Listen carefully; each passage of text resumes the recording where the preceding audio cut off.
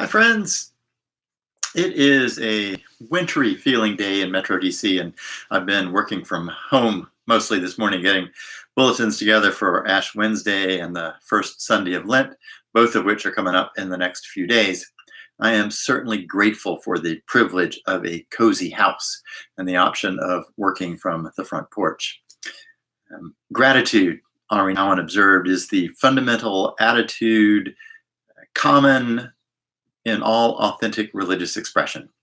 To be thankful requires one to acknowledge that there are others in the world. To be grateful for the gift of life, of time, of creation invites one to acknowledge that there is an other in the universe beyond one's own comprehension, beyond one's own power. So practicing gratitude is a good thing. A few days before the beginning of the season of Lent, I've been pondering practices. As a kid growing up in a Presbyterian church in Southeast Tennessee, Lent was not a part of my experience of faith. My best friend's dad was rector of the big, high steeple, high church Episcopal congregation in town. And one year, my friend gave up all TV except PBS for Lent, and my only real memory of the season was watching an unusual amount of Sesame Street for a middle school boy. As a kid, and as an adult too, really, I've heard folks dismissive of Ash Wednesday and of Lent itself as papist, as something only Roman Catholics do.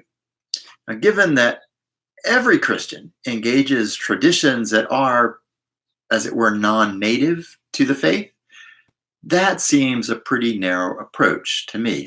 After all, the two largest holy days in our faith story, Christmas and Easter, marry historical facts, the birth and death of Jesus, to faith claims from the birth narrative and the resurrection stories of the Gospels, to pagan celebrations of the seasons. So for Protestants to take on traditionally Roman Catholic liturgical or spiritual practices, or Eastern Orthodox ones, seems pretty much in keeping with the way that the faith grows and develops and shifts over time. It does seem to me that the more interesting question, and the one that I'm still wrestling with this week, is settling on a personal discipline for the season. I've got a few personal commitments in mind for myself, but the ones that I've decided on are really all about sort of self-improvement. And there's nothing wrong with self-improvement, for sure. And I hope that when Easter rolls around, I'm in a bit better physical condition as a result of 40 days of Lenten discipline. But I'm also convinced that the heart of the faith is not really about self-improvement. It's about what I can do to improve the condition of others. It's not self-help, it's other help, as it were.